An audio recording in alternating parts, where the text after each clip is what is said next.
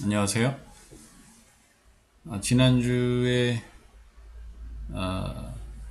그 유튜브를 이제 시험적으로 콘텐츠 만들어 봤는데, 시험적 콘텐츠 만들어 봤는데, 그 사람 얼굴만 되게 크게 나오고, 그게 이제 가독성이 떨어져서 별로 재미가 없어 보이더라고요. 그래서 이제 주말에 좀 연구를 해서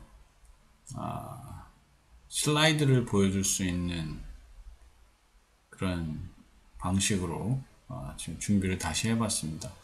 그리고 이 월스트리트 저널은 우리나라 시간으로 월요일에는 발행되지 않아서 새로운 뉴스는 없습니다. 그러나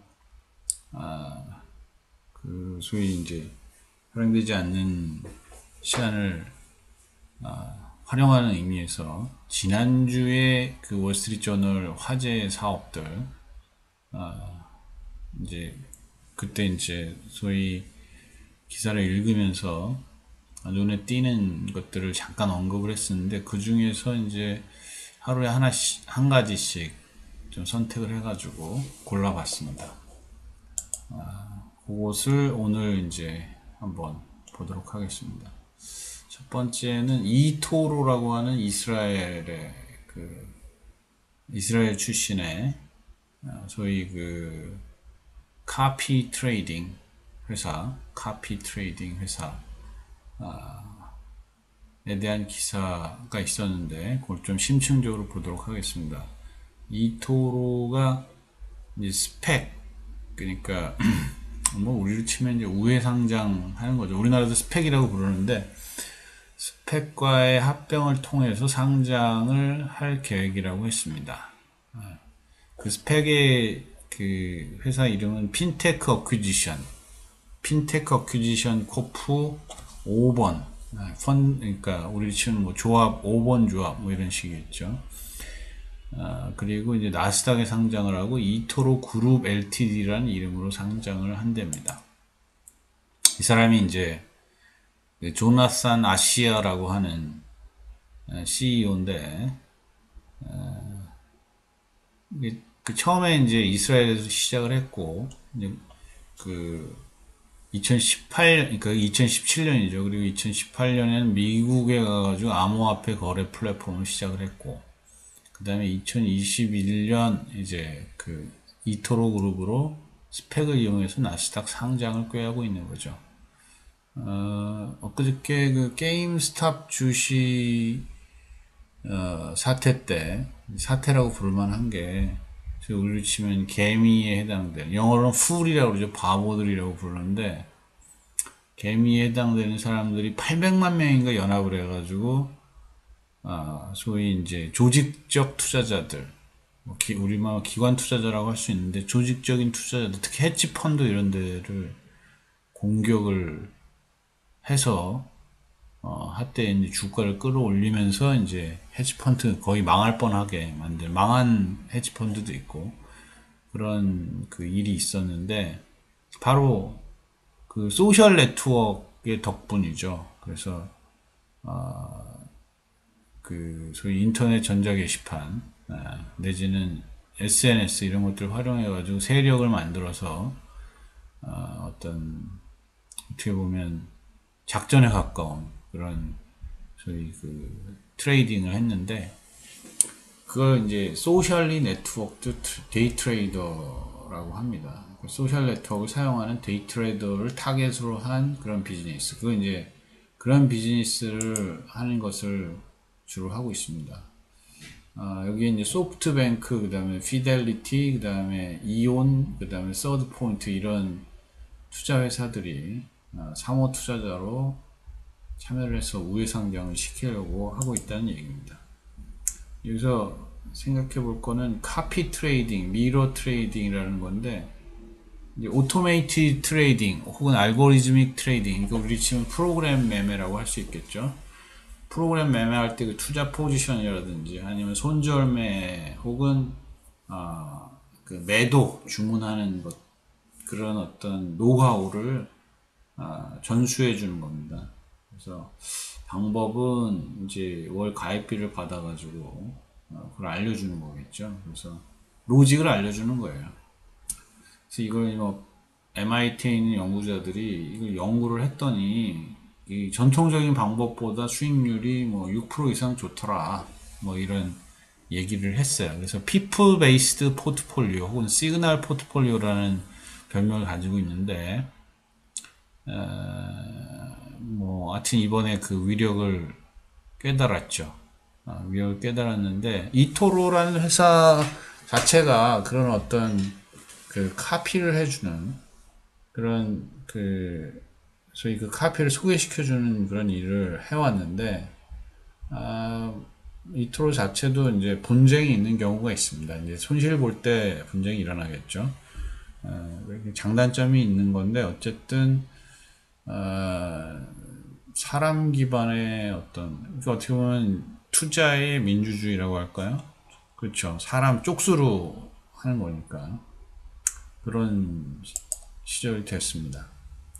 그 다음에 이제 두 번째 아이템은 두 번째 뉴스는 3월 18일자인데 로즈타운이란 그 자동차 회사 전기차 회사입니다. 이거 원래 그 GM의 공장이 있던 오하이오에 있는 만 동네 이름이 로즈타운인데 거기에 있는 공장 이름이 로즈타운 모터스예요. 거기에 그 회사가 이제 전기 트럭을 만드는데 여기 보면은 이제 엔듀어런스라고 하는 전기 트럭을 만드는데 그 트럭에 그 관련된 기업 정보 공시, 공시를 좀 잘못했다라는 이유로 지금 이제 세크 그러니까 그 Security and Equity Commission이죠. 거기 그 소위 우리로 치면 금감원, 증권감독원, 그러니까 금감원이죠. 금감원으로부터 정보 요청을 받고 협조를 하고 있다라는 뉴스가 있었습니다. 이 로스타운 관련돼서 재밌는 거는 이제 이게 그 미국에서 그 소위 이제 모멘텀을 얻은 전기차, 그러니까 소위 그 석유와 같은 그 화석 연료 자동차의 대안인 차들, 그게 이제 전기차 혹은 뭐 하이브리드 아니면 수소차 이런 건데 그런 그 대안 중에 하나로 떠오르는 회사죠. 상장돼 있고. 그래서 테슬라, 리비안, 니콜라, 로드스톤 이런 회사들하고 그 같이 이제 언급되는 그런 회사입니다. 그게 이제 로드스톤이라는 거죠. 로드스톤. 재밌는 거는 이게 이제 GM이 투자를 했고요. 그 다음에 그 로드스톤의 이사회 한 자리를 가지고 있고, 그 다음에 자기네 GM의 서플라이 체인의 한 티어 1을 제공하고 있습니다. 근데 이제 문제는 뭐냐면,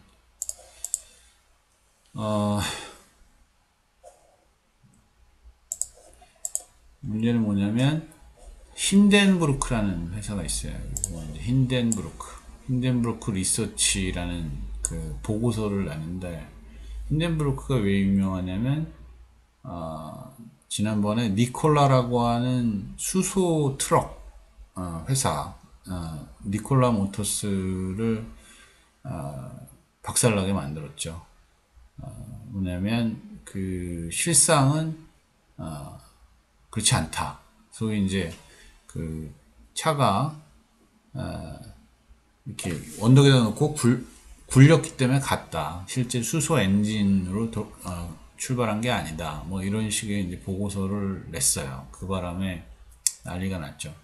공교롭게 어쨌든 그래서 주가가 떨어지고 힌덴브루크는 소위 공매도로 먹고 사는 그런 헤지 펀드인데 자기네 사이트에다가 그 올린 거죠. 그래서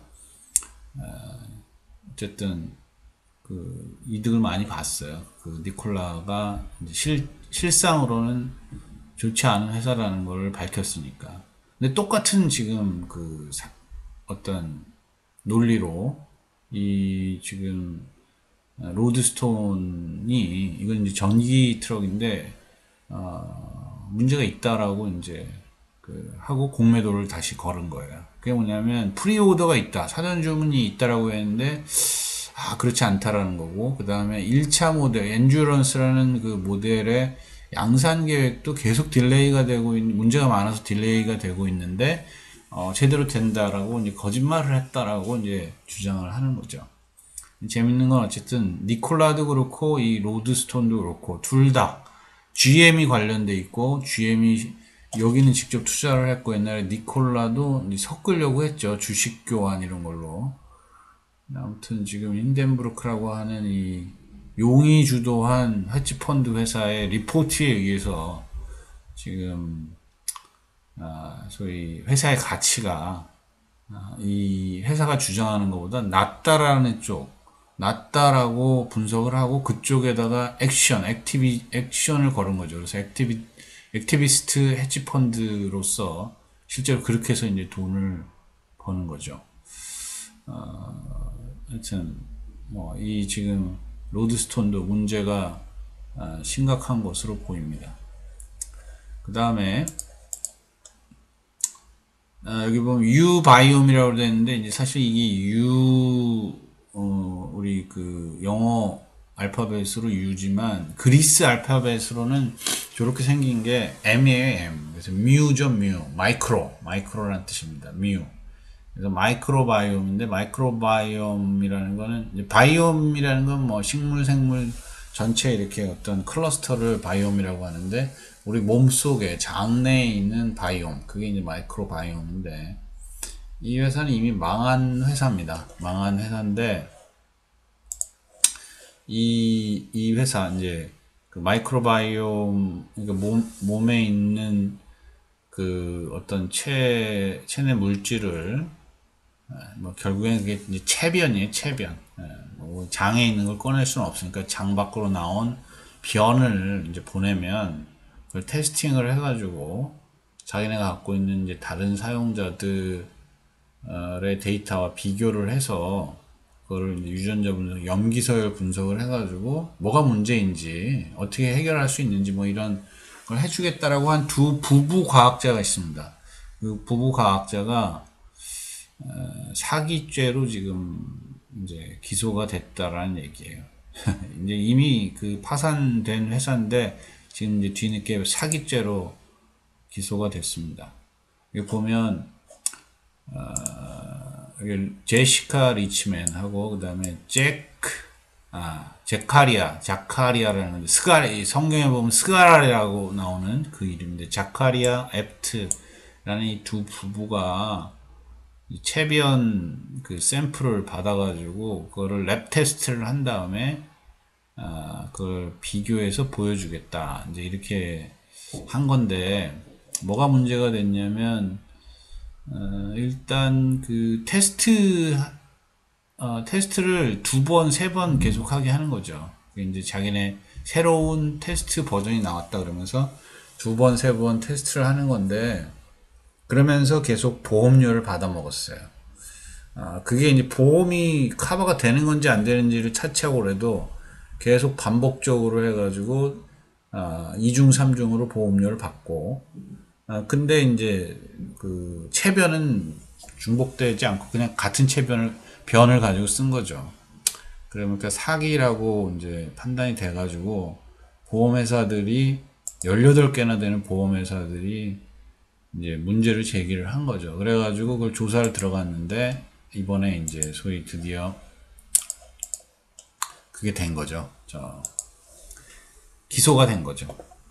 이거 보면 2012년부터 2019년까지 영업을 했는데, 뭐 나름 이제 캘리포니아 인스티튜트 포 퀀티티브 바이오사이언스라고 뭐 소위 이제 그 UC 버클리를 비롯한 그 캘리포니아 주에 있는 대학들이 연합해서 만든 그런 연구소인데, 비영리 연구소 거기에 출신 과학자들이에요. 그리고 Y 컴비네이터라고 아주 유명한 엑셀러레이터가 투자를 했고, 넷스케이프 내비게이터를 개발했던 마크 안드레슨과 그 다음에 다른 투자자 호로위츠가 만든 이런 소위 투자 회사로부터 투자를 실제로 받았습니다. 여기서 중요한 컨셉이 이제 시티즌 사이언티스트인데, 이제 그 자기 똥을 제공하는 사람이 시민 과학자가 되는 거예요. 그러니까 참 기가 막힌 거죠. 그래서 시티즌 사이언티스트를 위한 거 해가지고 동참하라 이렇게 했는데, 사실 알고 보면 그들을 이제 소위 의료기관의 테스트, 검사를 받는 환자로 만든 거죠. 그래가지고 그걸 보험료를 받는 방식으로 이제 돈을 벌었던 것입니다. 처음에 유인하기 위해서 100만 달러 정도 연구비를 지급했는데, 아이러니컬하게 지금 그 미국의 코로나 백신을 총괄하고 있는 질병관리본부, 질병통제센터, 거기가 제1호 수혜자 중에 하나였습니다. 웃기는 이야기죠. 근데 아무튼 이제 이거는 윤리적인 문제가 있는 것 같아요. 처음에 이게 뭐라 그러죠? 크라우드 펀딩에 올라왔는데, 그때부터 이미 이제 소위 진실된 과학자들이 그래서 이게 가능하다고? 가능하지 않을 것 같은데, 뭐 이런 문제 제기를 했었어요. 그럼에도 불구하고 이 Y 컴비네이터나 마크 안드레슨 같은 사람들이 투자를 했던 거죠. 사기라고 볼 수가 있는 거죠. 그 이제 제시카 리치만이라는 그 여자가 연설하는 걸 보면, 이제 유튜브 이런 데 찾아보면 자기가 내용을 잘 이해하고 있는지 약간 의문이 들 정도로 이렇게 계속 보면서 발표하는 걸 볼 수가 있습니다. 뭐 약간 선입견일 수도 있지만 그렇다는 얘기입니다. 그 다음에 요거는 이제 그 방법인데, 어쨌든 이건 그냥 넘어가도록 하겠습니다. 우리가 이제 염두에 둘 것은, 이제 테라노스하고 그 다음에 22nd and me라는 이제 회사가 있는데, 22nd and me도 처음에 막 사기라고만 하는 얘기가 많았어요. 이게 이제 DNA 시퀀싱을 해주는 건데, 소위 소비자를 위한 DNA 시퀀싱이죠. 그래가지고 자기가 이렇게 자기 책을 묻혀가지고 보내주면 여기다가 조상이 누군지 알려주는 서비스. 그게 이제 23rd and me라는 회사죠. 그거 말고도 이제 내셔널 지오그래픽도 비슷한 서비스라고 하는데, 그런 류의 회사들이 시도가 꽤 많이 있습니다. 그리고 테라노스라는 회사는 혈액 샘플을 보내주면 그거 가지고 또 분석을 해주는 그런 서비스인데, 이 마이크로바이옴 혹은 유바이옴이라는 회사도 그런 류의 회사인 거죠. 그런데 동일 샘플을 중복 사용하고 그다음에 불필요한 검사를 권고하고 하는 등의 소위 이제 보험 사기를 쳤다고 지금 기소가 된 겁니다. 이거는 이제 우리나라 관련 기업인데, 고바이오랩, 천랩, 지노맨 컴퍼니 이런 애들이 이제 이런 회사들이 이 마이크로바이옴 관련된 사업을 하고 있어요. 요거는 이제 그들이 지금 현재 진행 중인 연구의 주제인데, 가령 고바이오랩 같은 경우에는 장내 미생물 불균형 개선 및 요독물질 감소를 통한 만성신장 질환 개선을 위한 한국인 유래 균주 프로바이오틱스 제품의 개발. 프로바이오틱스라는 게 이제 엔타이바이오틱스의 반대말인 거죠. 그러니까 엔타이바이오틱스는 항생 물질이라는 건데, 이거는 사람한테 되게 좋은 물질이라는 뜻이에요. 그래서 우리나라에서 마케팅적으로 프로바이오틱스라고 이제 많이 알려져 있죠. 고바이오랩이라는 데서 그런 걸 하고, 그다음에 천랩이라는 데서는 한국인 정상인의 마이크로바이옴 메타게놈 분석법 표준화 기술 개발 이런 걸 하고 있습니다. 요거는 아까 지금 마이크로바이옴이라는 회사가 하는 그런 류의 비즈니스 모델하고, 그러니까 비즈니스 모델 내지는 기술 개발 프레임하고 비슷한 사업이라고 볼 수가 있어요. 요게 좀 비슷하다고 볼 수가 있습니다. 그 다음에 지노맨 컴퍼니, 이거는 간 기능 개선에 도움을 주는 이중 기능성 프로바이오틱스 건강기능식품 개발, 이런 걸 하고 있습니다. 우리나라는 주로 이제 건강기능식품 개발을 많이 하는 것으로 보입니다. 장내 그 유용물질을 활용한 장내 유용물질을 발견을 해야 되겠죠. 기술 개발에 가까운 거라고 볼 수가 있습니다. 다음에 마지막으로 코인베이스라는 회사인데, 코인베이스는 상장을 앞두고 있는 그런 이제 암호화폐 거래소 운용회사죠. 암호화폐 거래소. 보면 레귤러토리 클레임을 소위 이제 세틀 무마하고 혹은 타협하는데 650만 불을 지급하기로 했다라는 겁니다. misleading information. 이것도 마찬가지로 잘못된 정보를 제공한 거죠. 지금 여기 그 월스트리트 저널에 실린 그 회사 관련 뉴스 중에 잘된 것도 있지만 나오는 것 중에 하나가 이제 투자자한테 잘못된 정보를 제공한 것과 관련된 뉴스가 꽤 많이 나와요. 조금 전에 마이크로바이옴도 마찬가지고 이 코인베이스도 마찬가지인데, 이 코인베이스는 잘못했습니다 하고 이제 그 돈을 내고 넘어가는 거죠. 왜냐하면 내일 모레 상장을 하거든요. 이미 한번 설명을 했지만 이 코인베이스라는 그 회사는 뭐가 문제냐면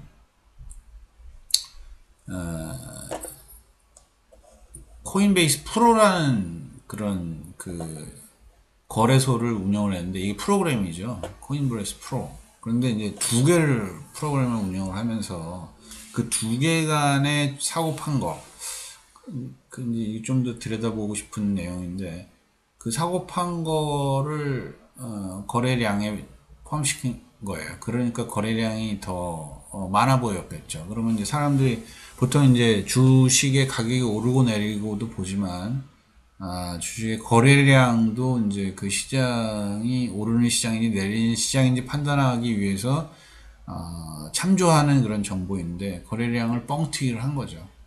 요런 걸 이제 와시 트레이딩이라고 부른다고 합니다.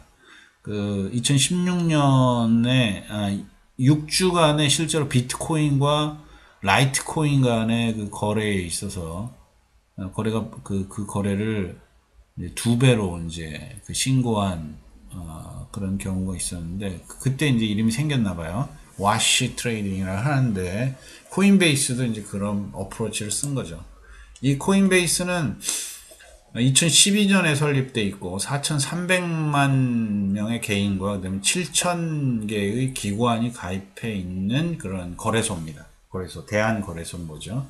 근데 소위 이제 그 세크 말고 CFTC라고 Commodity Futures Trading Commission이라는 기관이 있는데, 거기에 수사를 받다가 이제 합의를 한 것으로 판단이 됩니다. 그래서 그 내용, 그 수사의 내용은 밝히지 않는 것으로 했대요. 그 이제 마이너한 잘못이라고 판정을 한 거겠죠. 참고로 여기 CFTC라는 데는 이제 소위 상품 선물 거래 관련, 그러니까 증권보다 말고 이제 파생 상품 거래를 관리 감독하는 그런 기관인데, 최근에 바이든이 대통령이 되고 나서 세크, 그러니까 증권감독원의 증권거래위원회의 수장으로, 여기 수장을 지금 이제 뭐라 그러죠? 노미네이션 했어요. 그러니까 소위 천거를 한 거죠. 이제 소위 상원의 그 인준을 기다리고 있는데, 그 사람 이름은 이제 게리 갠슬러라는 사람인데, 월스트리트 사람들이 아주 싫어하는 사람들이랍니다. 왜냐하면 엄청나게 규제를 하는, 소위 파생상품에 대해서 규제를 하는 장본인이거든요. 근데 그 사람이 지금 소위 세크의 수장이 될 겁니다. 바이든의 정부에서. 물론 이제 상원에서 비토를 하면은, 통과가 안 되면 안 되겠지만, 어쨌든 CFTC라는 것의 위력은 증권과 채권을 넘어서서 파생상품 거래에 대해서 관리 감독을 하는 거고, 비트코인과 같은 암호화폐는 바로 그 파생상품 관리 대상의 하나로 보는 거죠. 그래서 여기서 지금 수사를 하다가 이런 지금 코인베이스라는 데가 딱 걸려가지고 벌금을 내고 계속 영업을 하는 것으로 이렇게 합의를 본 것으로 보입니다. 자, 지금 25분 지나가고 있는데 일단 새로운 툴을 하나 도입을 해가지고 약간 포맷을 바꿔가지고 내용을 전달을 해봅니다. 이상입니다. 내일 뵙겠습니다.